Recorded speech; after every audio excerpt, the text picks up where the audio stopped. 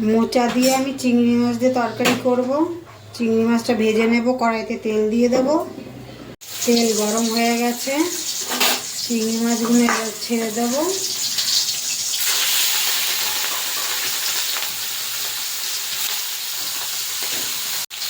চিংড়ি মাছটা ভাজা হয়ে গেছে, এবার তুলে নেব।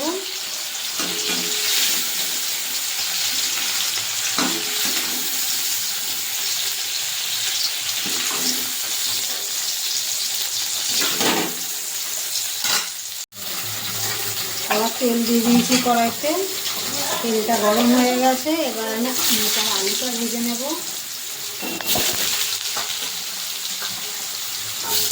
অল্প করে একটু নুন হলুদ দিয়ে আলুটা ভেজে নেব।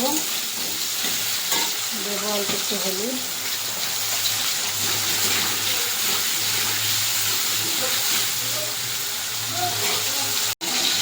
মোটার আলুটা ভাজা হয়ে গেছে, এবার তুলে নেব।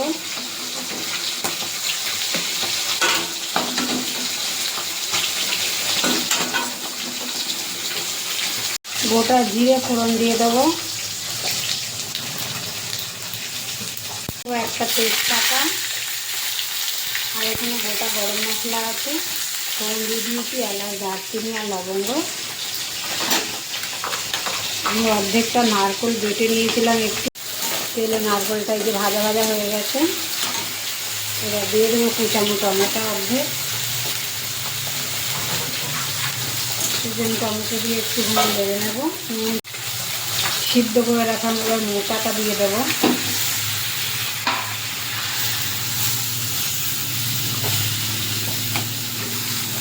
দিয়ে দেবো হলুদ,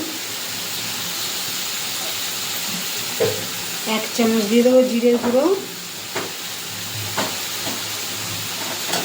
1 চামচ দেবো ধনের গুঁড়ো, 1/2 চামচের থেকে কম দেবো ঝাল লঙ্কার গুঁড়ো। গুঁড়ো মশলাটা দিয়ে ভালো করে মোচার সঙ্গে কষিয়ে নেব।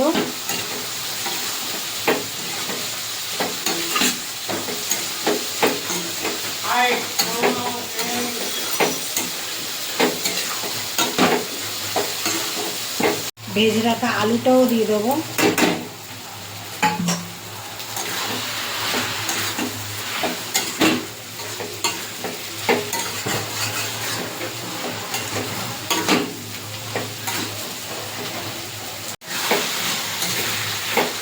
মোচার সাথে ভালো করে মশলা দিয়ে কষানো হয়ে গেছে, চিংড়ি মাছটা এবার দিয়ে দেবো।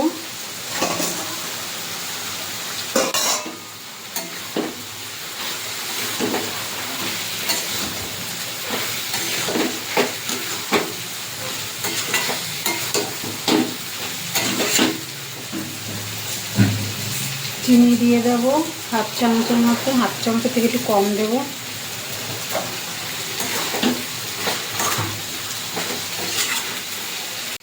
চিংড়ি মাছের মোচা ঘন্ট হয়ে গেছে, এবার একটু ঘি আর গরম মশলা দিয়ে নামিয়ে দেবো।